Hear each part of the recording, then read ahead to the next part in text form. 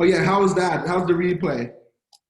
I'm maybe like 2 hours in, so I still have about 3 hours to go.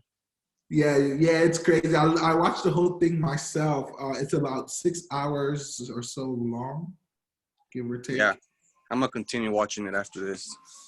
Yeah, I'm gonna be working over the next week or so to actually break it down into modules so it's easier for you guys to watch and skip around. It's just gonna take me some time to do it. Yeah, I was trying to watch that where you talk about the emails, the email blasts, Oh yeah. because I kind of missed that. I was taking care of my son. I was changing his diaper, and he distracted me, and I missed that part. So I'm gonna have to go back to watch that. But that was probably one of my questions that I had for you today. Oh yeah, what was the question? Go ahead, shoot. How to structure a email to send out to my cash buyers when I get a contract. Okay, cool. No worries. So I'm gonna share my screen here with you.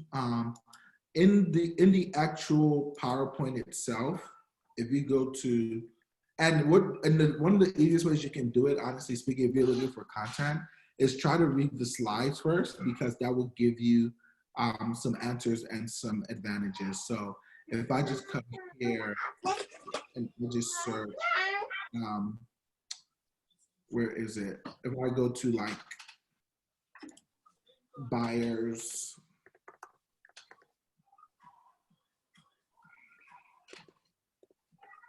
okay. I'm trying to find the section I have on buyers. Okay, here. So module for buyers and binders. What I actually did was I put the structure there and then here we go. So if you look at the email example here and click this link, it gives you an example of how I actually structure my emails to cash buyers. And it's taking its sweet time to pop up. So this is pretty much my structure when I send emails to my cash buyers. I have my logo somewhere up front. Then also I have, and then also the price, the address, the price I'm looking for. I always put realtors add your best fee. So if you literally click this link here, you should be able to, at least for the words, just copy and paste it onto a Word doc, and then go from there. So where I put click here to see more pics and then video walkthrough, all you have to do is I just take pictures of the property and I put it into a Google Drive folder. Okay? And then when I put it into a Google Drive folder, I change the permissions. I go to share. Where is it? Okay. And then it's gonna pop up the sharing box. And then I just change it to, anyone with the link, and then I change it to can view. So this lets anybody with the link view it, and then I just take that link and put it in my email. My autoresponder allows me to put it into a blue box, but all this blue box is fancy. You can literally just put a link and say, if you want to watch pictures, look at this link. And as you'll see, my actual pictures of the house itself are in there, from picture 1 to picture 25. And then I took a video walkthrough, and then I took the video walkthrough and I uploaded it on YouTube. So if you click here, you'll actually see that I put it on YouTube. And it's property. As you can see, that's my voice. That's me actually doing this. So I put it on YouTube as well. So anybody who wants to see it can see it. And I saw that about 15 cash buyers saw it. Like it lets you know, or 5. I don't know how many. Property. Yeah, 6. So 6 people actually saw the video. Clicked on the link. Yeah, and saw the video, exactly. So that lets me also know that, okay, 6 people saw the video. A lot of people will just look at the pictures and then make an offer. And this is pretty much my structure. One other thing I want to tell you to do is, this link here, if you pop it up, I created a document where I wrote the process of what it looks like working with us as far as closing, okay? Yeah. Tell them what making an offer looks like. I tell them to do their own due diligence in terms of ARV. I put them, they can email us an offer at whatever. So it's pretty much just a walkthrough process of working with me, okay? So what you should do is literally take this document, copy it, put it in Word doc, put your logo on top. I created this document in Google Docs, and then just add it to the email.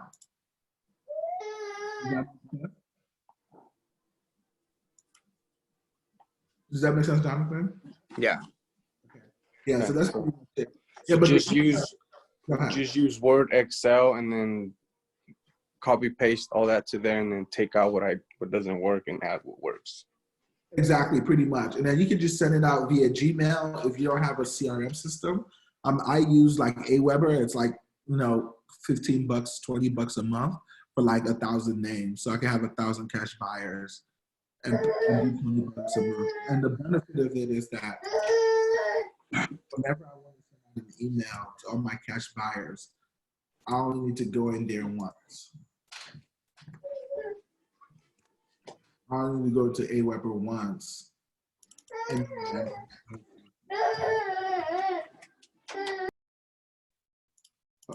let me see.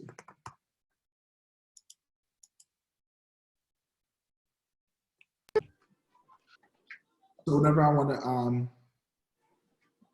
hook up with the cash buyers, I literally just create a message. Let's say this is one of my buyers list in Baltimore. I'll literally just create a message, drag and drop, and do it. Or I just go to my drafts, and I always have one of it in my draft, as you see here. And I'll just click this, edit it, and then I'll just send it out. So it's super simple for me to edit stuff. I'll literally just come in here, change all the links.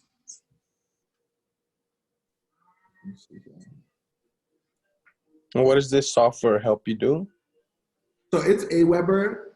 When you have a huge buyers list, and even if you do the LinkedIn magic stuff, and let's say you have a 3,000 person buyers list, how are you going to send emails to all 3,000 buyers? Are you going to do it one by one?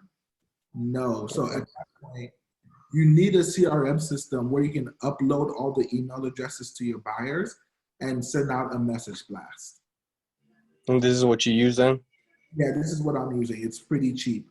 The other ones I found are a little bit more expensive.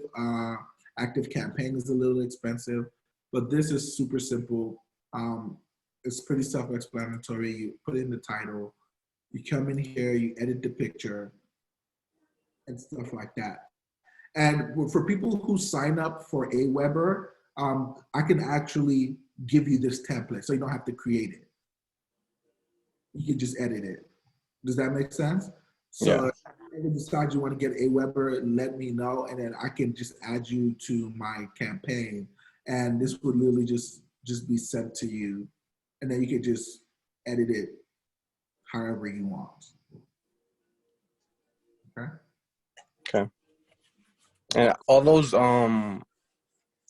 attorneys I emailed, I haven't had a single response yet. How many did you send? I don't know, probably a good 30. Yeah, no. When I say sending emails, I'm talking about sending 500 minimum, Okay. 1 to 3 responses. So I just gotta go hard. Yeah, you got to keep sending it. So what you might want to do, if you want to do it a little bit faster, is go ahead and create 2 or 3 more email accounts.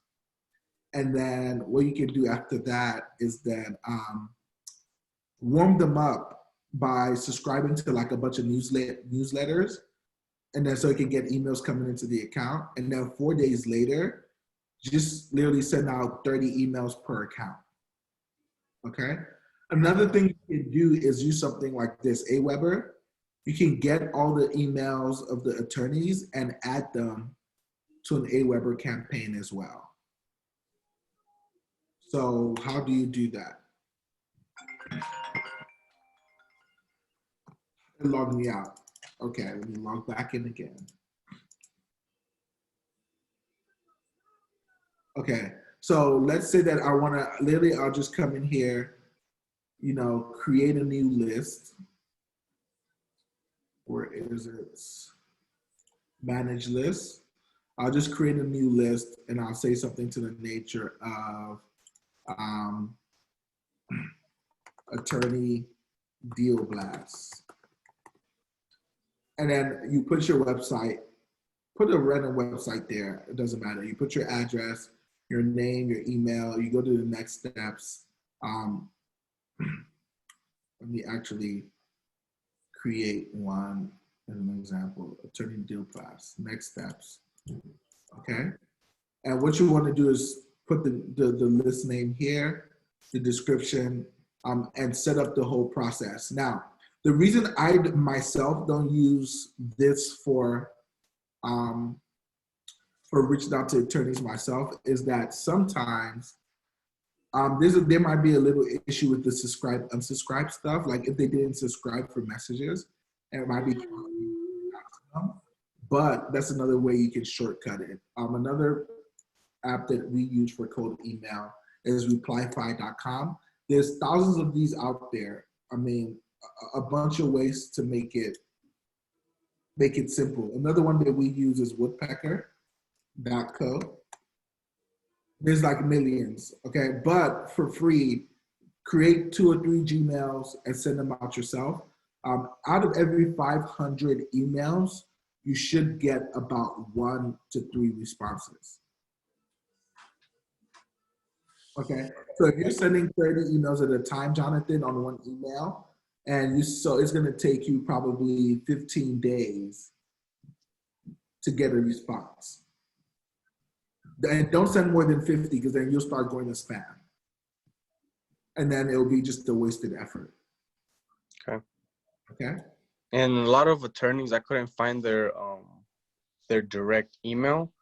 So what I did is I just went on Google and I put top divorce probate attorneys, and then kind of like a personal attorney page popped up where they could go put their profile. Mm-hmm. And some of them I could click the contact button and their email would pop up, and then I'll just send them a direct email. But in some, it was more like a fill an application contact type of stuff. So I just put my name, my email, and then I copied and paste where it says brief message, where that template that you gave us, and I just sent it off like that. I don't know if that was a good way to go about it. So why I don't do that enough, tested out a lot, website messages in my other businesses, is that a lot of times when you're going to, like if I do, probate attorneys in, Florida, it doesn't matter.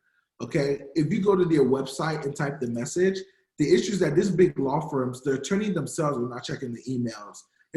That's what I'm talking about right there. Yeah, they probably have like an assistant, a $5 an hour assistant who's going to see it and ignore it. You don't want to do that. You want to get to the attorneys. So guys, spend the money on D7. Like there's a lot of things I give you guys options for. Spend the money on D7. It's worth the money to do this, right? I've tested this out, so you don't have to.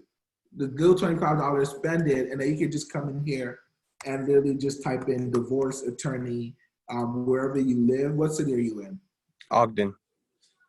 Oh yeah, I think we did this together, Ogden, Utah. And show leads, okay? And it's gonna pull up the leads for you for your city. Now, I want you not only to do Ogden, all the surrounding cities in your area, I want you to pull all the divorce and probate leads there as well, okay?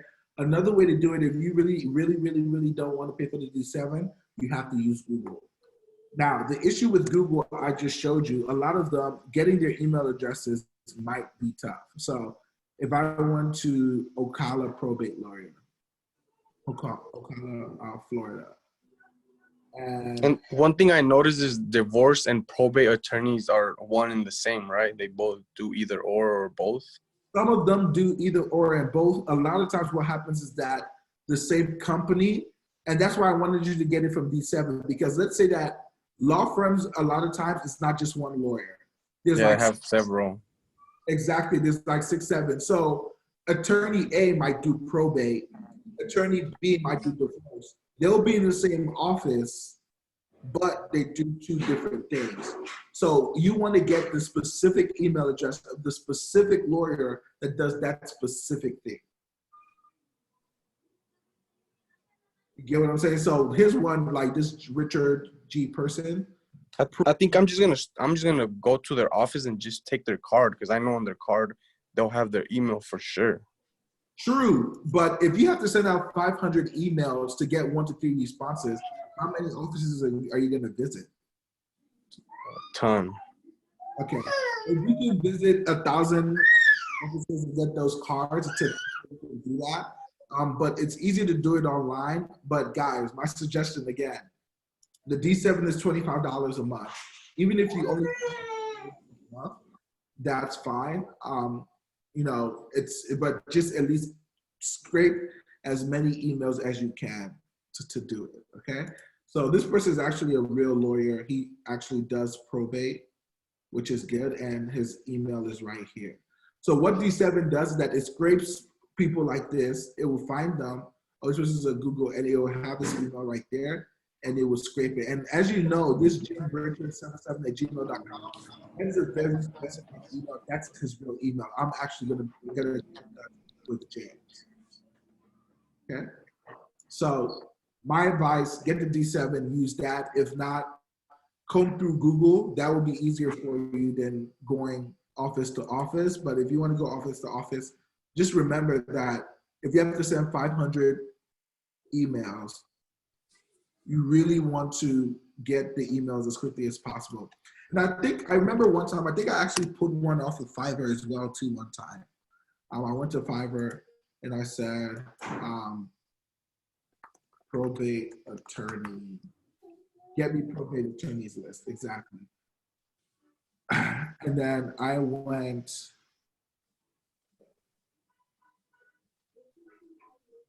best-selling,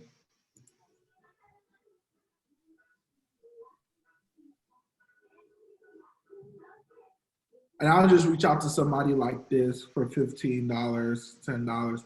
He'll say he'll provide you the leads. Here's the person I was looking at, 120. No, that's too much. This is Australia. No, thank you.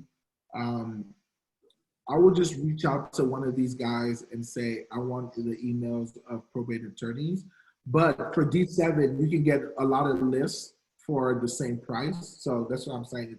It's pretty much easier to go through D7. But either way you want to try to get these emails, it's totally up to you. Just keep in mind, if you're looking at, you want 10 appointments to get a deal, okay? If it takes you 500 emails to get, let's just call it 2 responses or 3 responses, that you're gonna need somewhere around 5,000 emails to get 10 appointments. And then at 5,000 emails, you should be able to get about 1 to 2 deals, okay? Now that's being super conservative. That's being super conservative. So lowballing it. Huh? Or lowballing it, right? I'm lowballing it, exactly. So honestly speaking, if you spend, 3,000, 5,000 emails, you should get 1 real lead. And the great thing about it is that because so think about it this way. If you send a postcard to a seller and the seller calls you and calls 2 people, right? Versus a seller has an attorney and the attorney says, hey, Mr. Client, use this person. Which one is better? Which one is more likely to close? The attorney, because the seller trusts the attorney to do what's best for them. So once an attorney gives you a lead, oh my God, that's like a super warm lead because the seller is going to trust the attorney anyways because they're a lawyer, right? So I advise you guys to get this working and automated as quickly as possible. And then that way you can focus on other things. I hope that answers your question. So when an attorney sends me a lead, do the attorneys usually tell the client that who they gave it to, or if you expect a call from an investor or something like that? No, what usually happens is the attorney will say something like, oh, I have a property, check it out, let me know what you think. Then we will pull comps on it, and then I will take a look at it. Like, I literally just got a comp for that screenshot I sent. If it looks like it's possibly a deal, we'll say something like, oh yeah, we're definitely interested. Let's go ahead and take a look at it. Let's make an offer. One or two things are going to happen.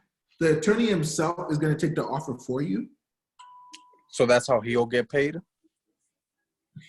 No, the attorney already got paid. That's the thing. The attorney already got paid once she signed up for him. Once she or he got his services, he's getting paid regardless. This is just a bonus to build goodwill.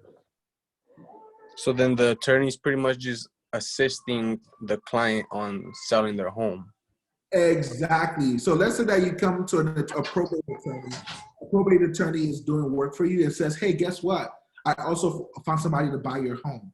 You as a client will be so happy with that attorney that what's going to happen is that next time you need an attorney, you're going to reach out and say, hey, I know you're not a so-and-so attorney, but you helped me so much last time. Can I get your help on this? And the attorney's going to say, oh, I can help you. My deposit is $2,000. Okay? Okay. So then the attorney is not really seeking like a finder's fee at the end of the day? No, he is not. He already got paid by getting the client. Okay? I have never, no attorney has ever asked me for a finder's fee. Every deal I've ever closed with an attorney, none of them asked me for a finder's fee. They already got paid. They just look bad if they can't sell the house. If I hired you to handle my probate process and you can't help me finish the process, what kind of attorney are you and why did I pay you $2,000 for? They charge $2,500, these attorneys, to help with probates, to let you know. And that's on the low side. So when you help them, when you buy the client's house, you're actually helping them protect their reputation.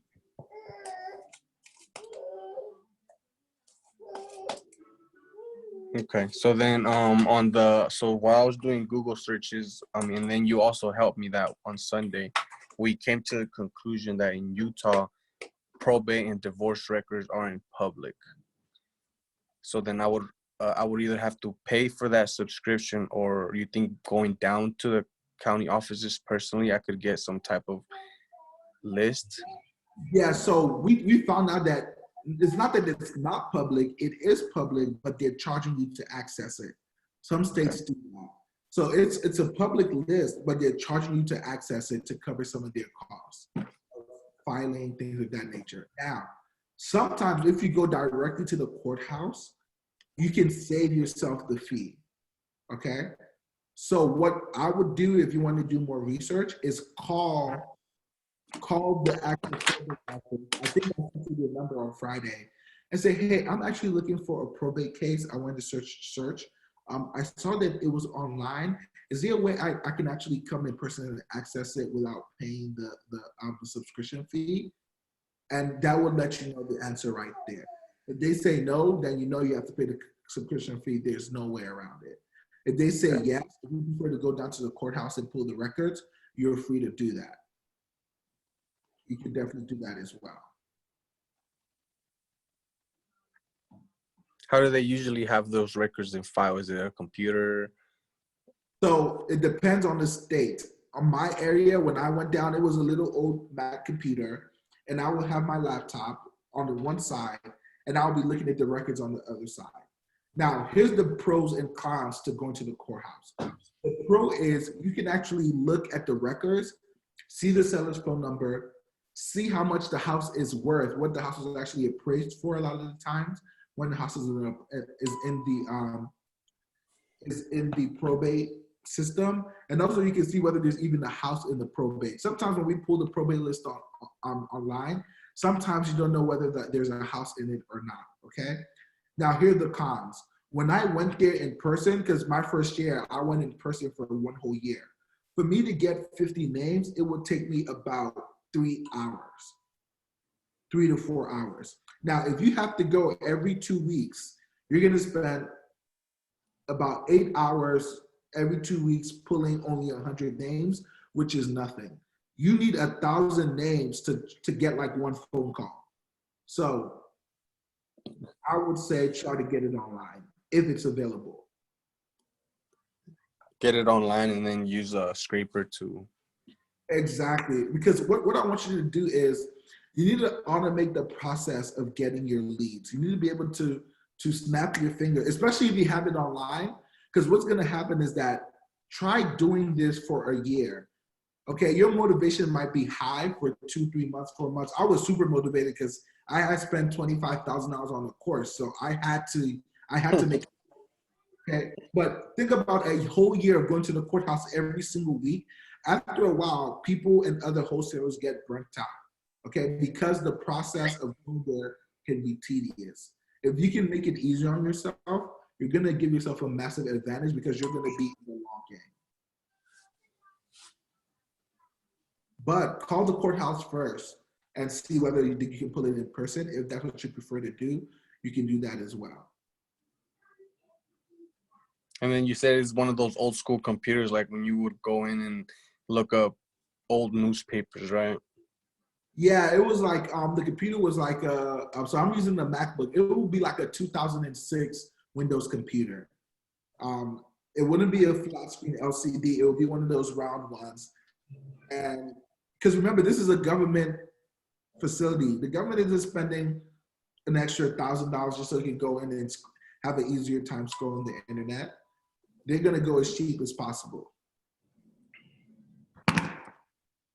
Yeah, I gotta go. I'm gonna start going to the local REI meetings, and I have to meet up. I have to find a probate attorney. Yeah, go to the REI meetings to find probate attorneys. But remember, you meeting 2 or 3 REI probate attorneys might be fine, but it's a numbers game. I mean, if you look at, literally, I started it off saying that real estate is a numbers game, and you want to leverage the internet as much as possible.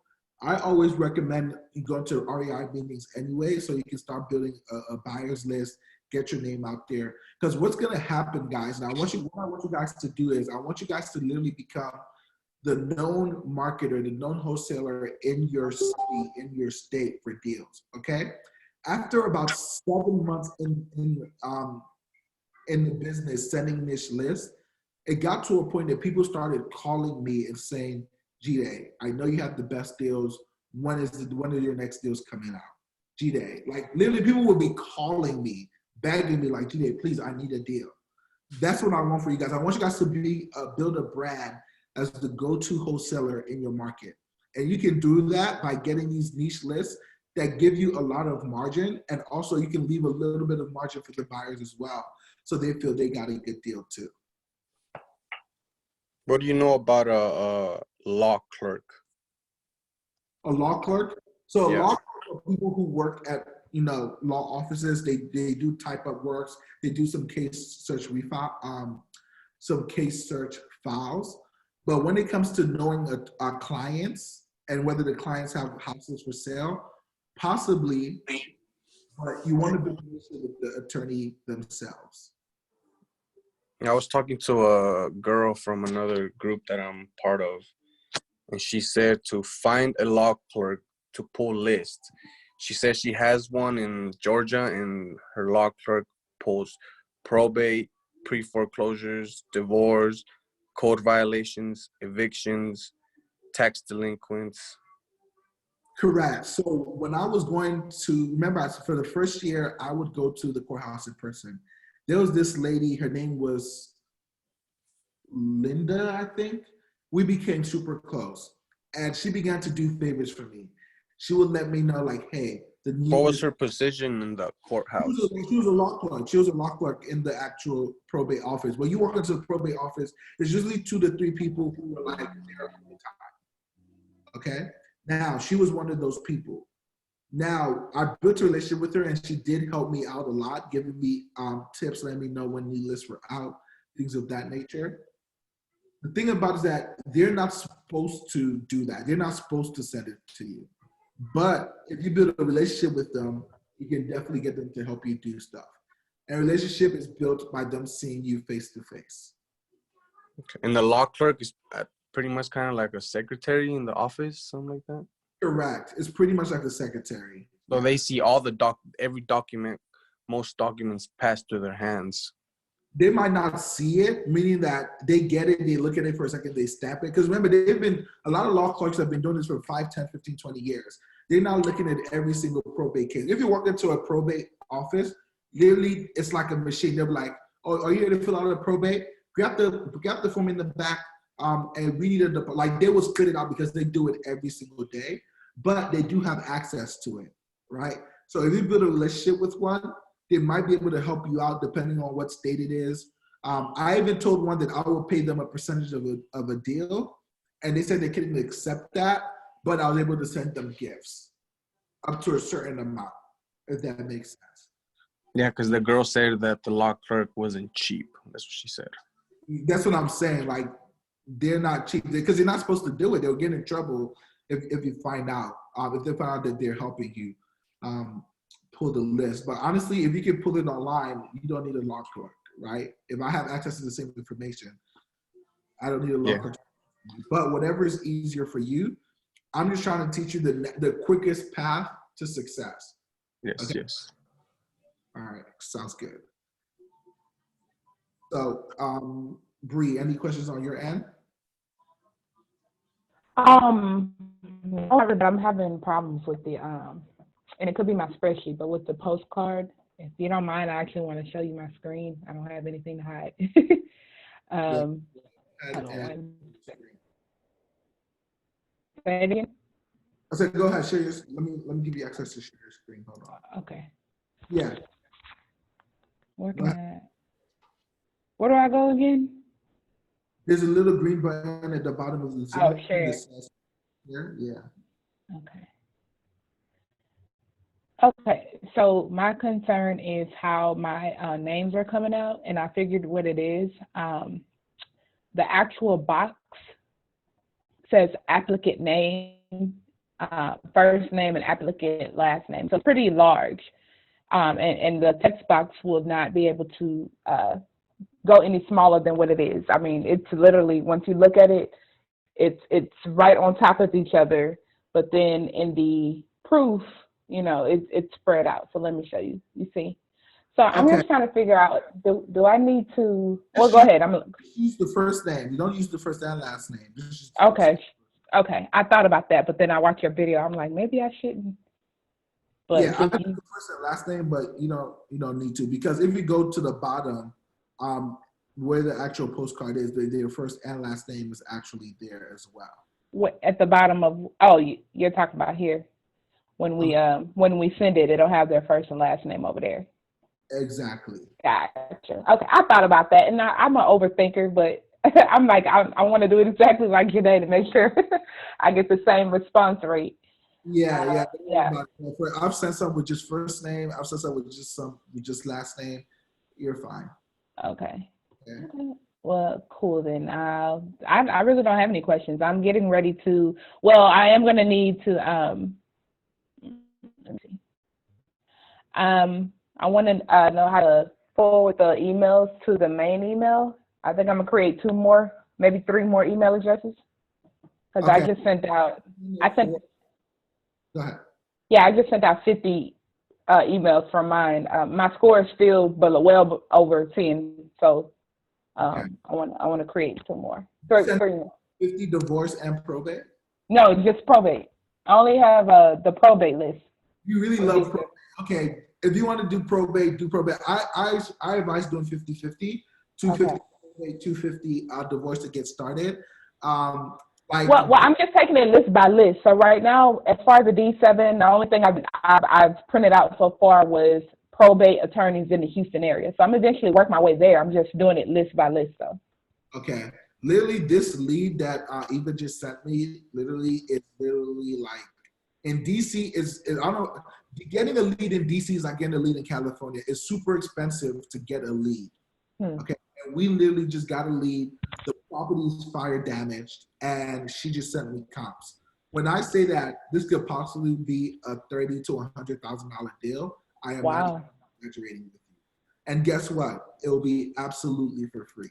That's why I want you. She's using a virtual assistant, so she's sending out like 250 emails a day. But if you guys are doing it on your own, like it's the same thing. So if you go to settings and go to settings. Yeah, the emails are not hard. I just sent, the whole time you guys were talking, I sent 50, and if I have 4 more emails, it'll be sent quick. I don't mind sending the emails. Exactly. So I just settings here, and then all you need to do is go to forwarding and iPop, and then over here you just hit where is it, add forwarding email address, and then you add the email address you want to forward. So whatever it is, let's say it is Bree. What's your email, Bree? My current, my main one is I got two. I'm using my business, B Stone Properties, BEE Stone Properties at Gmail. So what it's gonna do is that you hit next, and it's gonna send you a code. It's gonna email you forwarding mail to. Now just hit forward, and what it's gonna do is that a confirmation code has been sent to so to verify. Okay. Okay. Once so we're gonna do this. We're gonna do this to the emails that we're creating, right? Yeah, to the emails you're creating. You're gonna forward all those emails to bstoneproperties@gmail.com. Okay. Now, this is for you as well, John. If you want to create 4 or 5 email addresses, make sure you forward all the emails, all the dummy emails to your main email. So that way, when somebody responds, you're able to see it. Okay. Okay. And now, what about responding to them though? Isn't it gonna look kind of funny how I sent the email from one email and then I have this email here? Yeah. So what I might do to respond to them once it's forwarded, you will see in a forward email the email address it actually came from. Okay. Just log into that one and send a response to that. Okay. Okay. Yeah, because guys, this email stuff, I'm telling you, when I discovered this and I closed my first deal from an attorney, I cried. I literally cried because I was like, there has to be a way to save money doing this. This is the cheapest way to do it. It's free, guys. Gmail's not even charging you. So just forward it to your email, put in the code, hit verify, and then have all your emails forwarded to you. Okay? Okay. That's it. Okay, that's how you do it. Again, you go to settings again, and then you go to forwarding and iPop messages. And then you just hit add a forwarding address. Okay. Guys, that's pretty much it. Okay. And leave the settings as is. Once you verify it, it's going to be on the default setting. Don't touch it after you verified the code. Okay. Okay. All right. That's pretty much it. Okay. So that's how you do that piece of it. Okay. Any final questions, guys? Or any questions at all that I did not cover? So yeah, my list. No. I think you want me to remind you about the mapping for driving for dollars. I mean, I'm sorry for the ticket signs, bandit signs. Bandit signs. Okay, perfect. Yeah, we talked about during the course bandit signs and where to send them. So I showed you guys how to use keywords, and what I did was I used Google to find the cities to mail it to, right? If you watch the course, we talked about the cities to mail it to, okay? Now, what I do is that let's say that the city in my area that the competitors are spending a ton of money on, it's Hyattsville. I will then go to Google, okay? So I'm just typing Hyattsville in Google. And what I want to do is pull up a map, okay? And what that map will allow me to do is identify the major intersections in that city, okay? So it here has mapped out Hyattsville for me. Are you seeing this? Mm-hmm. Okay. So what you want to do is open a Google Doc. My aunt lives in Hyattsville. Tell her I said hi. I should tell her you said hi. Yeah. I don't know what street she lives on, but she's in Hyattsville. I'll be like, yeah, do you know Bree? Like, Bree? Oh, she works in one of them. What's the school district in DC? Do y'all have multiple, or DC? Was it DC Public Schools? I think she works in DC Public Schools. Yeah. What was it? What did I save it as? Bandit sign. Okay, I'll just show you guys how to do it from scratch. Okay, I'll just get a new doc. Okay, guys, super simple. And what I want to do is that I want to hit the major intersections of that place because that lets me know that, you know, people are going to be going there. So you see this, the bigger the lines, the bigger the street. Okay, guys? So I want to put it at major intersections. So you see there's Hamilton and 38th Avenue. What you want to do is put a sign facing this way, a sign facing this way, and a sign facing, pretty much a sign facing all 4 directions. So I know there's going to be 4 signs here. So what I'm going to do, I'm going to write, okay, Hamilton and 38th Street. That's where the first 4 signs are going to go. I'm going to type in Hyattsville, Maryland.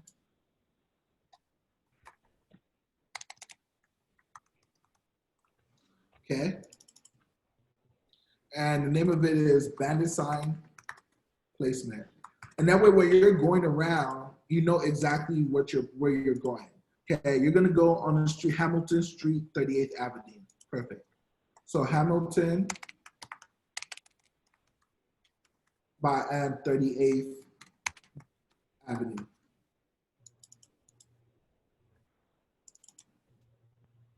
Okay, and I'm gonna make this 9, okay? That's the first street. Let's go, where else am I gonna put bandit signs? So you wanna count off, where's another major one? Okay, right here, 500. So this is Michigan Avenue Northeast, and it's running from Michigan Avenue all the way to Hamilton. So I will write Michigan Avenue Northeast by Hamilton, because this is a major intersection, okay? Here we go.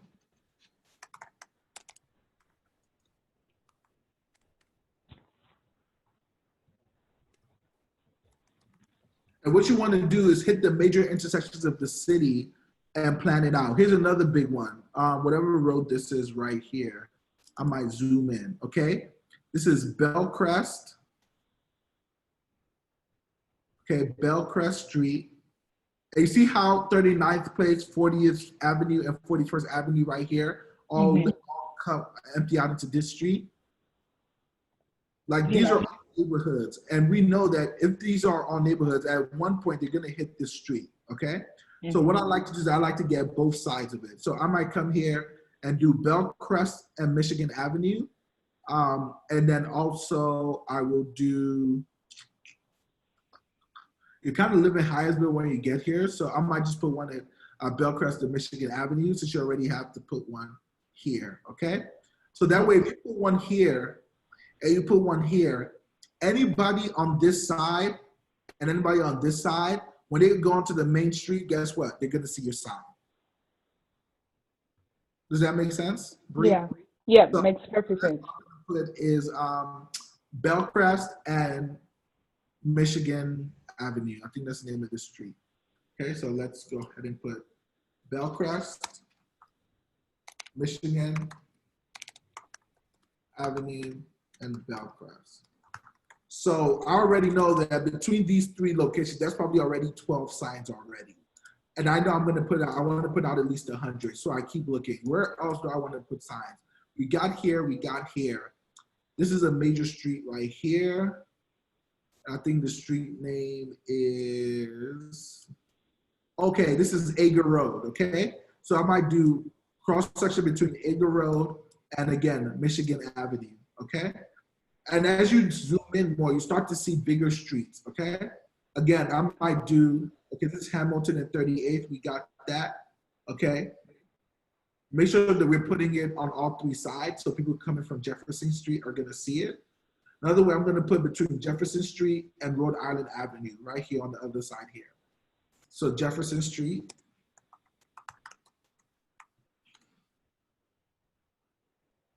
And Rhode Island Avenue, okay? And what this does is that it helps you place your signs at the most effective locations. And if you go city by city, the most profitable cities, you'll be able to map out 100 signs. So you start out deep. And what I mean by start out deep is that you start out wide and then you narrow your focus, okay? And what you really try to do is get the major intersections Like all these smaller streets, try to see, okay, this neighborhood, what streets does it empty out to? Okay, they all empty out to Jefferson Street and 38th Street. So if I put a sign here, if I put signs here, here, and here, I'm gonna catch a majority of these neighborhoods. Oh, and up here as well.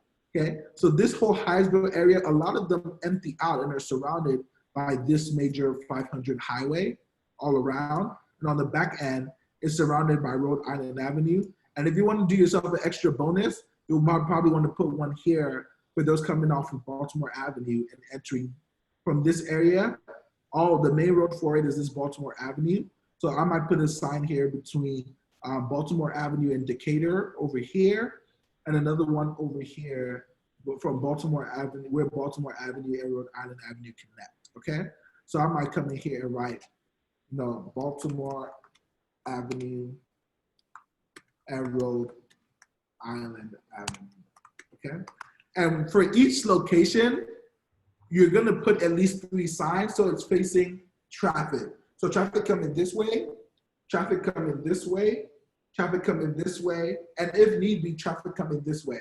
So this is 4, 8, 12, 16, 20. These are 20 signs. So by the time you have about 10 of like these intersections, you will have a pretty good, that's where your 100 bandit signs will go. Sometimes, let's say that I did 5 and I'm already done in this city, or 6, then I might say, okay, I'm done with Hyattsville.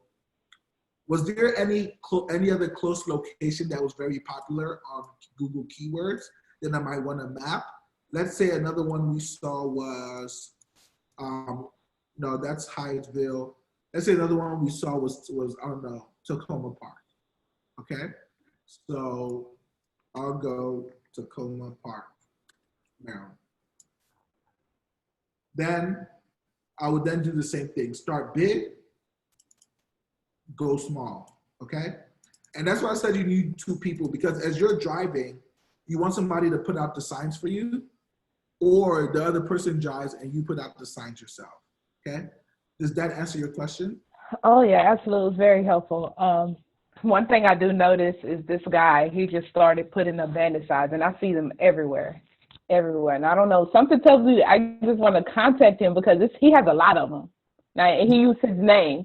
So my next question is, what do you say about using your name? Like Bree buy houses, because everybody says we buy houses, I buy houses. Yeah, so I can't tell you whether it makes a better difference or not. It's all testing. So people with the large budgets and who can buy a lot of bandit signs, they will experiment. On one side, they'll just put, on one sign in one neighborhood, they'll just put we buy houses. On another side in another neighborhood, they'll put we buy houses. On another side in another neighborhood, they'll be like we buy ugly houses. It's all experimentation. What I'm giving you guys is a result of the experimentation I've done so far, okay? But if you guys want to set up your own experiments, feel free to do that. Just know that you have to see it all the way through. Okay. That means that you're probably planning to put out somewhere around 500 signs. Mm-hmm. So that you're evidence, because it's pretty much, guys, wholesaling is like science class in 6th grade, okay? They used to, remember when we used to do those little like science project boards? You have to start with a question, then you have to form an hypothesis, then you have to experiment, then there's results. You guys remember that? Yeah. It's the same thing with wholesaling. So your question is, hey, G-Day, if I put my name, would that give me a better conversion? That's your hypothesis is it will. Well, we have to set up an experiment. We have to do some with your name, Bree, and the others with the regular just we buy houses. And then you have to see which one performs better, okay? So if you want to write 100 bandit signs with just we buy houses and another 100 bandit signs with just we buy houses, fast cash, feel free to do that. And please let me know the results. I just haven't done that experiment yet. How often should I put out the bandit signs? Because I know they probably get picked up. You prefer to put them out Friday night, and by Monday they'll probably be picked. So how often? So what people do is that they put it out every weekend if they have the time and the budget. But there's been times where I've put out a bandit sign and they'll be there 3 weeks later. I promise you guys. These people are lazy. Mm-hmm. They don't want to go around picking, especially the more you put, you just be like, oh man, you know what? Screw this. Just leave it there, right? Yeah. But if you want to put it out every weekend or every other weekend, that's fine as well. Okay. Yeah. So, but remember, you want to pick the most profitable areas first. Okay. The other, what people do with bandit signs, they literally put them out everywhere. It's like, okay, let me just put it out on all these street corners. This is like a busy street because they're learning from YouTube. Let me just put it there. The Yeah. way we approach it as an investor, we have to know exactly where we're putting our signs and why. These are not just random locations. Yeah, we're putting them out because why put out, if you come in this neighborhood and put out 100 signs in this neighborhood, and you could have just put out 12 signs here and reach the same people. Why waste your time and your bandit signs and your energy putting out 12? It doesn't make any sense. If you work smart, you can save yourself a lot of time, money, and energy. Trust me. Put them out at the hottest spot locations, and everybody in this neighborhood is gonna see those bandit signs at least once. Okay.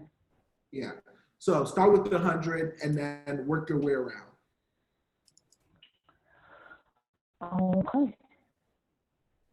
Well, I'm getting ready to send out these mailers. They came out to be about $300. I know I have a budget to just send out two. Then my next one I'll send out next week. Okay. So that's about 600 names you're sending out for $300? It's about 800. Oh, wait, no, four. It's like for one batch, I think it's like 470 of them. Okay. What months did you do? So I'm starting with because I already had this in the works. It's the latest.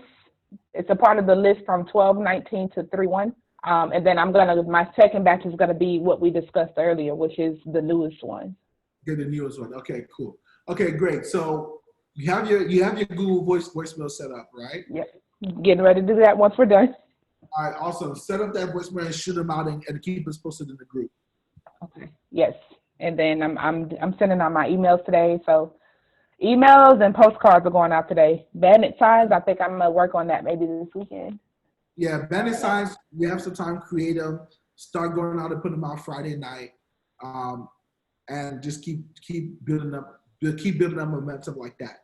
At a certain point, your momentum will reach a tipping point, and then you're gonna start getting appointments and then contracts and then deals. Okay. Yeah, it's really slow right now. It's the prep work. So it's a lot of prep work. I mean, between the emails and then the postcards but honestly, it's a lot of prep work because this is your first time doing it. Okay. When you're doing it the second, third time, especially with like somebody like Ron, and because you already created the mailers and click to mail once, you just have to go and duplicate the project the second time. You don't have to create it from scratch again. Right? Okay. It's just your first time doing it. That takes a lot of time to do. But after that, I send out mailers in like 10 minutes. It doesn't even take me 10 minutes to send out mailers now. Okay. Awesome. So that's about it for today. I have time for maybe one more question if there's any. But if that's the case, I'm going to roll out. I'm also going to put in the drive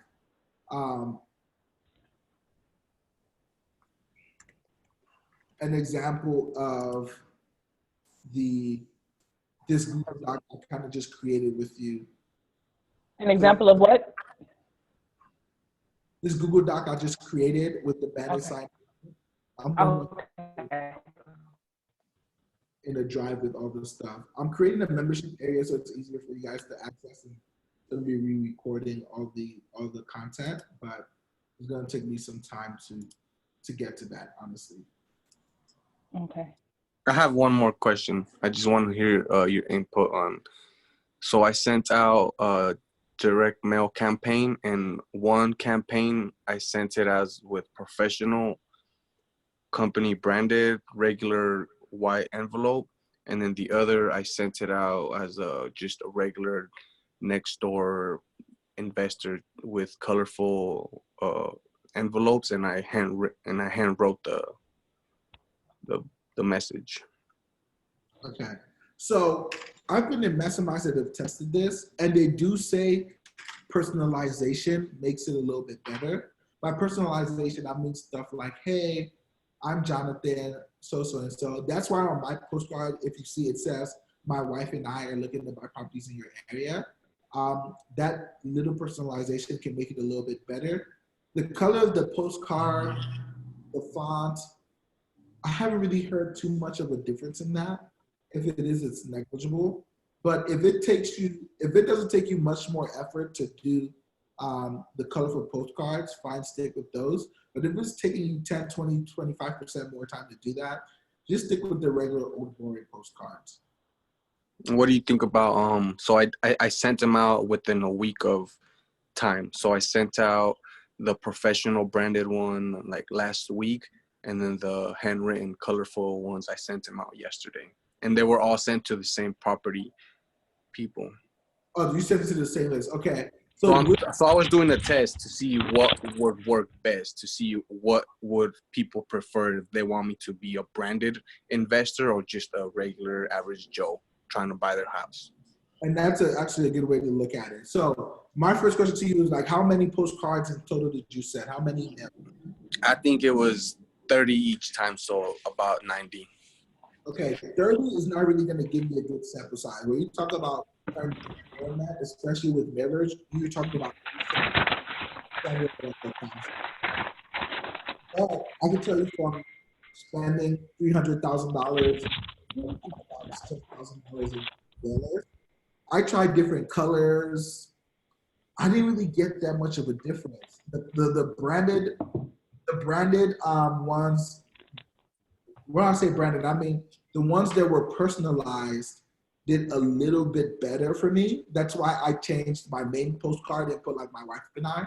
But as far as like the color and stuff like that, at scale, it didn't make that much of a difference for me. Also, it depends who you're mailing it to as well. So for the niche list, it definitely didn't make much of a difference. Actually, the plain white vanilla postcard worked better for me. Okay. Yeah. Because I think in my head, I think they think it's an official document because it's just white and black. But that's just something you have to,